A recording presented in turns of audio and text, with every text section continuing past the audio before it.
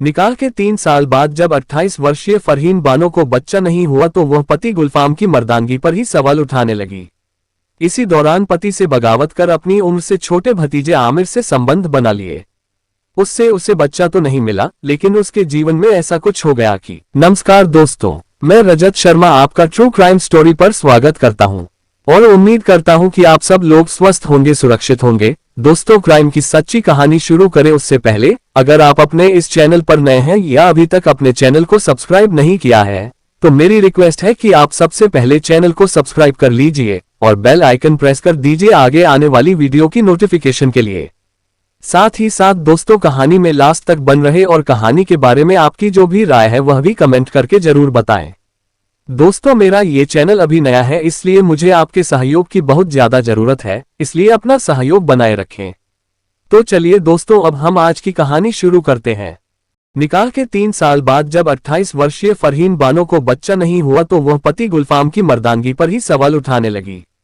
इसी दौरान पति से बगावत कर अपनी उम्र से छोटे भतीजे आमिर से संबंध बना लिए। उससे उसे बच्चा तो नहीं मिला, लेकिन उसके जीवन में ऐसा कुछ हो गया कि गुलफाम ने बीवी को बेवफाई का सबक सिखाने के लिए पूरी योजना बनाई। उसने अपनी खतरनाक योजना में घर के किसी सदस्य को शामिल नहीं किया। योजना के तहत वह इटावा के कटरा बाजार गया और 200 रुपए में एक तेज धार वाला बांका खरीद लाया और झोले में रख दिया। 3 सितंबर 2024 की सुबह 10 बजे गुलफाम झोले में छिपा कर रखा गया बांका लेकर घर से निकला, फिर उजदी स्थित शराब ठेके पर पहुंचा। वहां उसने शराब पी, फिर कुछ देर तक बकझक करता रहा। लगभग 12 बजे गुलफाम नशे की हालत में अपनी ससुराल नई बस्ती कटरा शमशेर खां इटावा पहुंचा। उस समय उसकी पत्नी फरहीन बानो अपनी बहन रूबी की मासूम बेटी जोया से बातचीत कर रही थी। उसके माँ व भाई काम पर गए थे और बहन रूबी पड़ोस में किसी काम से गई थी। शौहर गुलफाम को नशे की हालत में देखकर फरहीन सिहर उठी। वह वहां से उठकर कमरे में चली गई तो पीछे से गुलफाम भी कमरे में पहुंच गया और उसने कमरा अंदर से बंद कर लिया। फिर वह बोला, फरहीन, मैं तुम्हें आखिरी बार मनाने आया हूं। बोलो, मेरे साथ घर चलोगी या नहीं?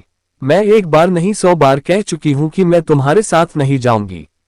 पता नहीं क्यों बेशर्म बनकर यहां कुत्ते की तरह पूंछ हिलाते हुए चले आते हो।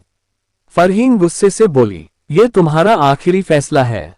गुलफाम ने पूछा। हाँ, यह मेरा आखिरी फैसला है, फरहीन ने जवाब दिया। तो अब मेरा फैसला भी सुन ले। यदि तू मेरी बीवी बनकर नहीं रह सकती तो मैं तुझे किसी और की बीवी भी नहीं बनने दूंगा। तुझ जैसी बेवफा औरत को आज मैं सबक सिखाकर ही दम लूंगा। कहकर गुलफाम ने झोले से बांका निकाल लिया। उसका गुस्सा 7वें आसमान पर था। शौहर के रूप में साक्षात मौत देखकर फरहीन बचाओ बचाओ चीखने लगी। उसकी चीख सुनकर उसकी बहन रूबी आ गई। अब तक गुलफाम हमलावर हो चुका था। उसने बाकी से कई बार फरहीन के सिर, गर्दन व शरीर के अन्य हिस्सों पर किए। बचाव में फरहीन के दोनों हाथों की अंगुलियां भी कट गई थी और वह खून से लथपथ होकर जमीन पर गिर गई थी। बहन रूबी ने यह सब नजारा खिड़की से देखा था। उसने सोचा गुलफाम भाग न जाए, इसलिए उसने कमरे का दरवाजा बाहर से बंद कर दिया और फिर मां, भाइयों व पुलिस को सूचना दी। सूचना पाते ही सदर कोतवाल विक्रम सिंह कुछ पुलिसकर्मियों को लेकर मौके पर पहुंच गए। हमलावर गुलफाम कमरे में बंद था। पुलिस ने उसे बाहर निकाला। कोतवाल विक्रम सिंह ने उसे आला कत्ल बांका सहित हिरासत में ले लिया।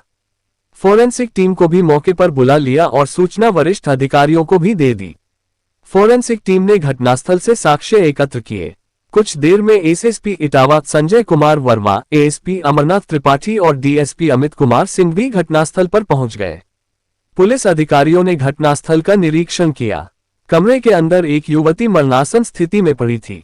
वहां मौजूद तहमीदा ने बताया कि वह उसकी बेटी फरहीन बानो है और हमलावर गुलफाम उसका दामाद है। फरहीन के शरीर पर आधा दर्जन घाव थे।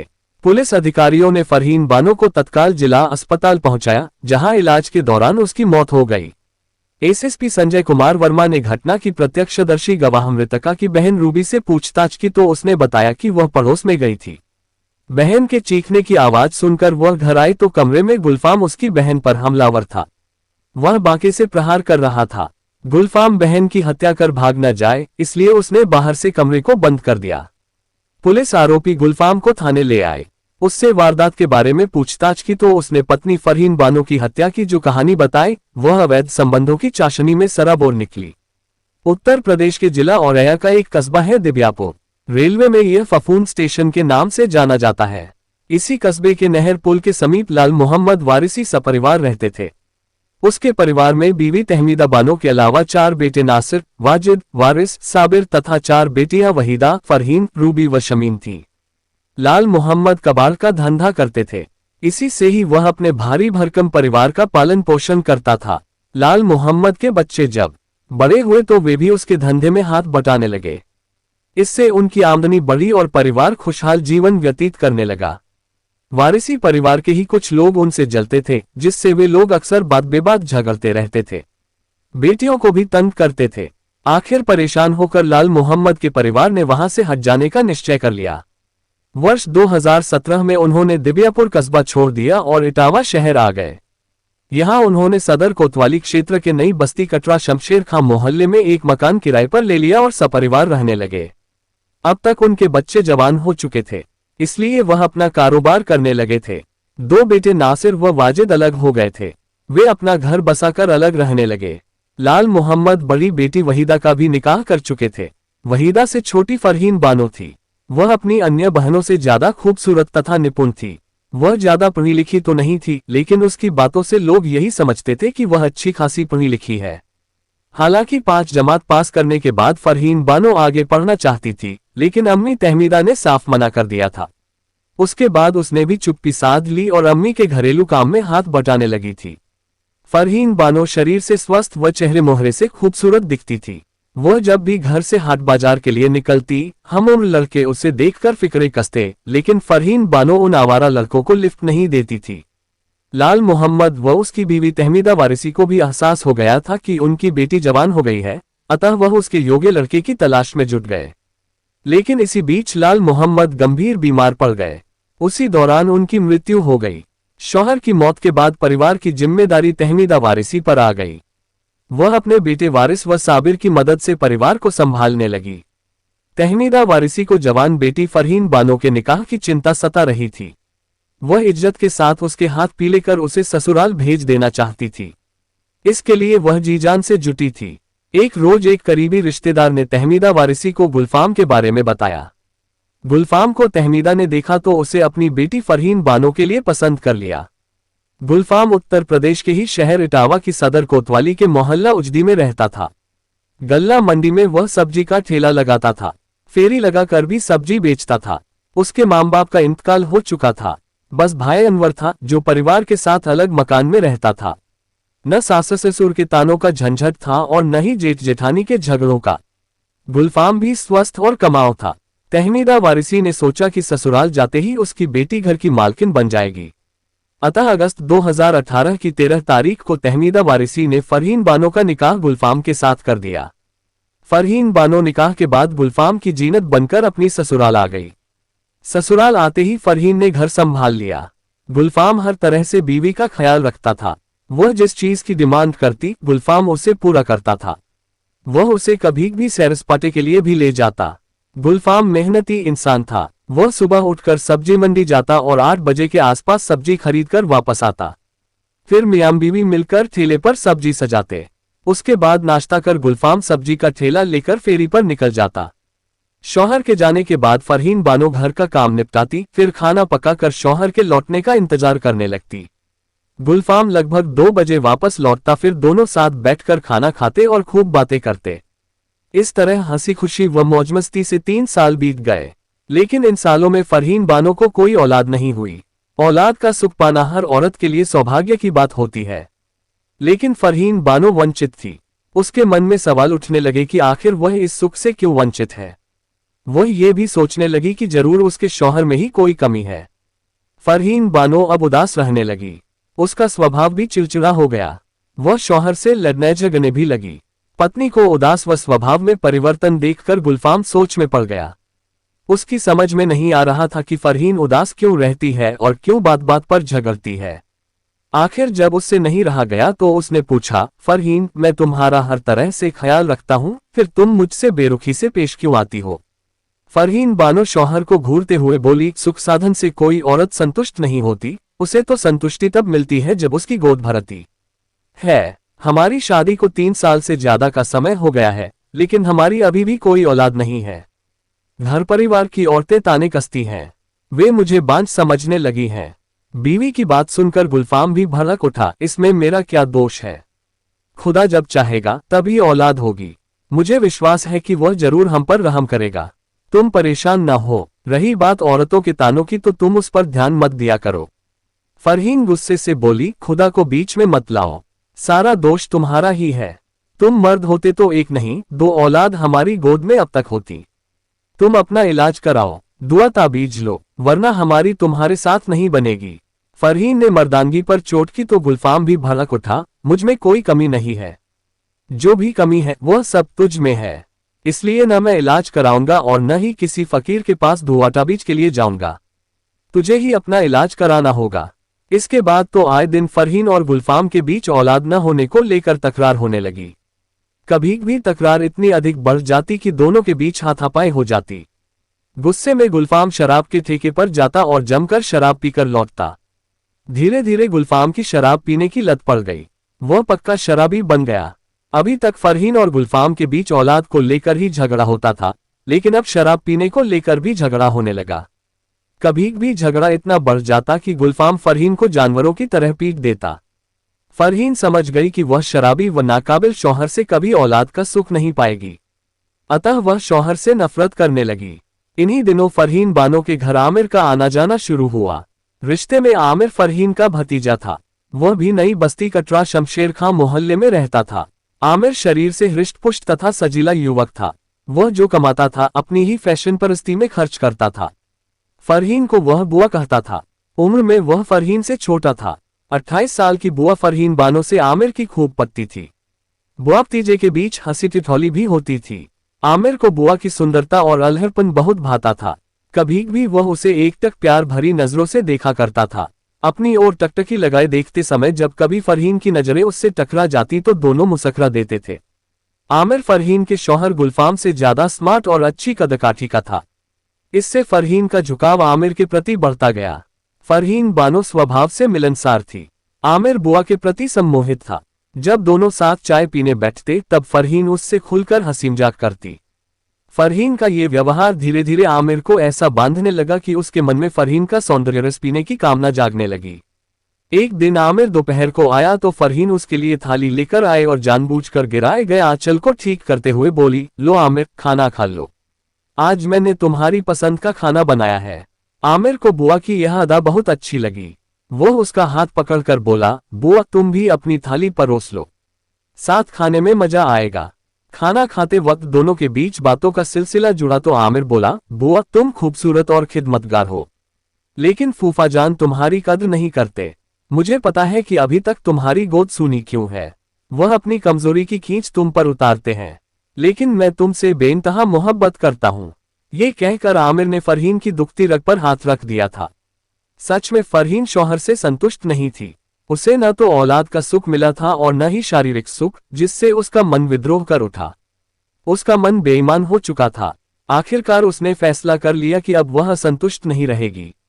औलाद के लिए उसे रिश्तों को तार तार क्यों न करना पड़े। उसने ये भी तय कर लिया कि भले ही उसकी कितनी भी बदनामी क्यों न हो, लेकिन वह आमिर का साथ नहीं छोड़ेगी। औरत जब जानबूझकर बर्बादी के रास्ते पर कदम रखती है तो उसे रोक पाना मुश्किल होता है। यही फरहीन बानो के साथ हुआ। फरहीन जवान भी थी और शौहर से असंतुष्ट भी। वह औलाद सुख भी चाहती थी। अतः उसने भतीजे आमिर के साथ नाजायज रिश्ता बनाने का निश्चय कर लिया। आमिर वैसे भी फरहीन का दीवाना था। एक रोज सुबह 9 बजे जैसे ही गुलफाम सब्जी का ठेला लेकर फेरी के लिए निकला, तभी आमिर आ गया। फरहीन उस समय कमरे में चारपाई पर लेटी थी। कमरे में पहुंचते ही वह उसकी खूबसूरती को निहारने लगा। फरहीन को आमिर की आंखों की भाषा पने में देर नहीं लगी। फरहीन ने उसे करीब बैठा लिया और उसका हाथ सहलाने लगी। आमिर के शरीर में हलचल मचने लगी। थोड़ी देर की चुप्पी के बाद होश दुरुस्त हुए तो फरहीन ने आमिर की ओर देखकर कहा, आमिर तुम मुझे बहुत अच्छे लगते हो, लेकिन हमारे बीच रिश्ते की दीवार है। अब मैं इस दीवार को तोड़ना चाहती हूँ। आमिर ललचाई नजरों से देखता हुआ बोला, मैं तुम्हें कभी धोखा नहीं दूंगा। तुम अपना बनाओगी तो तुम्हारा ही बनकर रहूंगा। कहकर आमिर ने फरहीन को बाहों में भर लिया। ऐसे ही कस्मेवादों के बीच संकोच की सारी दीवारें कब टूट गईं, दोनों को पता ही नहीं चला। उस दिन के बाद आमिर और फरहीन बिस्तर पर सामाजिक रिश्तों और मान मर्यादाओं की धज्जियां उड़ाने लगे। वासना की आग ने इनके इन रिश्तों को जलाकर खाक कर दिया। आमिर अपनी बुआ की मोहब्बत में इतना अंधा हो गया कि उसे जब भी मौका मिलता वो फरहीन से मिलन कर लेता। फरहीन भी भतीजे के पौरुष की दीवानी थी। उनके मिलन की किसी को कानो कान खबर नहीं थी। कहते हैं कि वासना का खेल कितनी भी सावधानी से खेला जाए, एक ना एक दिन भांडा फूट ही जाता है। ऐसा ही फरहीन और आमिर के साथ भी हुआ। एक दोपहर पड़ोस में रहने वाली जेठानी खातून ने रंगलिया मना रहे आमिर और फरहीन को चोरी छिपे देख लिया। इसके बाद तो इनकी पापलीला की चर्चा पड़ोस में होने लगी। गुलफाम को जब फरहीन और उसके भतीजे आमिर के नाजायज रिश्तों की जानकारी हुई तो उसका माथा घूम गया। उसने इस बाबत फरहीन से बात की तो उसने नाजायज रिश्तों की बात सिरे से खारिज कर दी। उसने कहा, आमिर उसका भतीजा है, कभी कभार घर आ जाता है तो उससे हंस बोल लेती हूँ। चाय नाश्ता करने के बाद वह चला जाता है। पड़ोसी इसका गलत मतलब निकालते हैं। उन्होंने ही तुम्हारे कान भरे हैं। गुलफाम ने उस समय तो फरहीन की बात मान ली, लेकिन मन में शक पैदा हो गया। इसलिए वह चुपके चुपके बीवी पर नजर रखने लगा। परिणामस्वरूप एक दोपहर गुलफाम ने बुआ भतीजे को रंगे हाथ पकड़ लिया। आमिर तो भाग गया, लेकिन फरहीन की गुलफाम ने जमकर पिटाई की। साथ ही संबंध तोड़ने की चेतावनी दी। लेकिन इस चेतावनी का असर न तो फरहीन पर पड़ा और न ही आमिर पर। हाँ, इतना जरूर हुआ कि अब वे सावधानी बरतने लगे। जिस दिन गुलफाम को पता चलता कि आमिर उसके घर के चक्कर लगा रहा था, उस दिन शराब पीकर वह फरहीन को जानवरों की तरह पीटता और भद्दी भद्दी गालियां बकता। फरहीन शौहर की पिटाई से तंग आ चुकी थी, अतः मार्च 2024 के पहले सप्ताह में गुलफाम को बिना बताए अपने मायके नई बस्ती कटरा शमशेर खां आ गई। उसने माँ व भाइयों को आंसू बहाकर बताया कि गुलफाम शराब पीकर उसे बेतहासा पीटता था, उसे भूखा प्यासा रखता था, चरित्र पर लांछन लगाता था, जिससे उसका ससुराल में जीना दूभर हो गया था। इसलिए वह मायके आ गई। आंसू देखकर माँ व भाइयों ने सहज ही उसकी बातों पर भरोसा कर लिया। माँ ने उसे धैर्य बंधाया और कहा कि गुलफाम जब आएगा तब उसे सबक सिखाएगी, उसे जलील करेगी और माफी मांगने पर भी उसे ससुराल नहीं भेजेगी। इधर गुलफाम घर आया तो फरहीन घर पर नहीं थी। उसने उसे फोन किया, लेकिन फरहीन ने कॉल रिसीव नहीं की। दूसरे ही दिन गुलफाम अपनी ससुराल जा पहुंचा। ससुराल पहुंचते ही गुलफाम की सास तहमीदा वारिसी उस पर बरस पड़ी। गुलफाम, तू इंसान नहीं जानवर है। तू शराब पीकर मेरी बेटी को पीटता था और उसे भूखा प्यासा रखता था। चला जा यहाँ से, वरना अंजाम बुरा होगा। गुलफाम नरमी से बोला, सासू माँ, फरहीन ने आपको जो कुछ बताया वह सब सही नहीं है। फरहीन मेरी इज्जत पर धब्बा लगा रही है। भतीजे आमिर से उसके नाजायज ताल्लुकात हैं। मैंने मना किया तो मुझसे ही उलझ गई। रंगे हाथ पकड़ा तो शराब के नशे में उसे पीट दिया। नाराज होकर वह यहाँ आ गई। गुलफाम ने लाख सफाई दी, लेकिन उसकी बात पर किसी ने यकीन नहीं किया। फरहीन के भाई वारिस व साबिर ने भी गुलफाम को खूब खरी खोटी सुनाई, गालियां भी बकी, धमकी भी दी कि यहाँ से चला जाए वरना कुछ अनर्थ हो जाएगा। ससुराल में अपमान का घूंट पीकर गुलफाम अपने घर वापस आ गया। गम को भुलाने के लिए उस रात उसने जमकर शराब पी। गुलफाम को अपमानित कर भगाया गया तो फरहीन मन ही मन खुश हुई। अब वह मायके में स्वच्छंद रूप से रहने लगी। भतीजा आमिर भी बेरोकटोक उससे मिलने आने लगा। आमिर अब उसे खर्च के लिए रुपए भी देने लगा। जिस दिन माँ और भाई घर पर नहीं होते उस दिन फरहीन फोन कर आमिर को बुला लेती और मिलन कर लेती।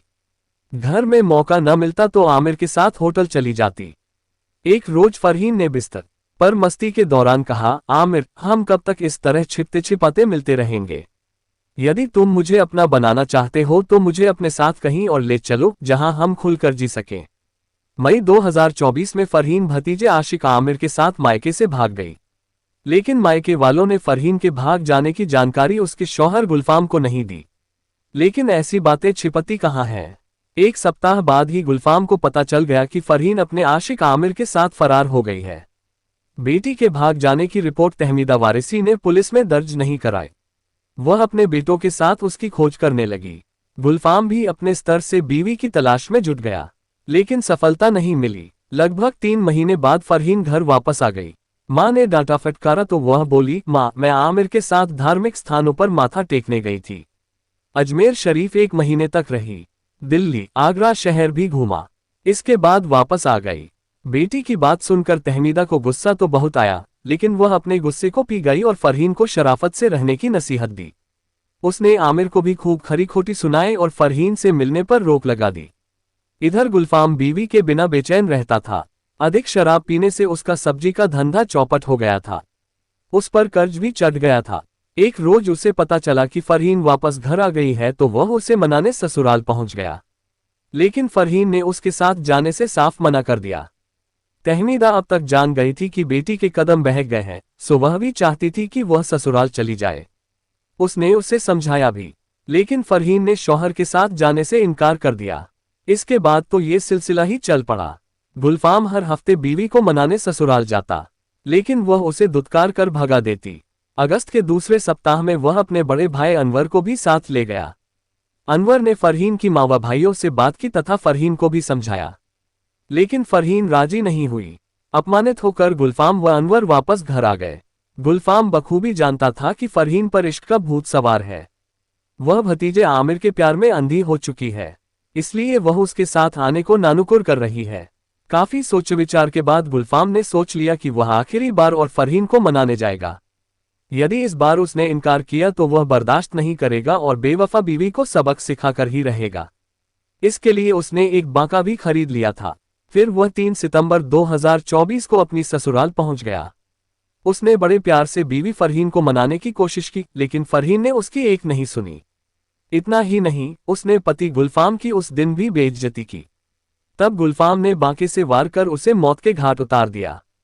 गुलफाम से पूछताछ करने के बाद पुलिस ने मृतका के भाई वारिस की तहरीर पर बीएनएस की धारा 103 के तहत गुलफाम के खिलाफ रिपोर्ट दर्ज कर ली और उसे विधिसम्मत गिरफ्तार कर लिया।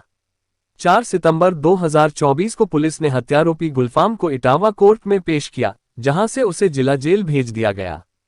तो दोस्तों, ये थी आज की कहानी। उम्मीद है कहानी में ऐसा कुछ भी नहीं होगा जो आपको अटपटा लगा हो। कहानी को लास्ट तक सुनने के लिए आपका तहे दिल से शुक्रिया। कहानी के बारे में आपकी जो भी राय है वह कमेंट करके जरूर बताएं। तो चलिए दोस्तों, आज के लिए इतना ही। कल फिर मिलते हैं क्राइम की एक सच्ची कहानी के साथ। तब तक के लिए सेफ रहें, सुरक्षित रहें और अपना ध्यान रखें। जय हिंद दोस्तों, जय भारत।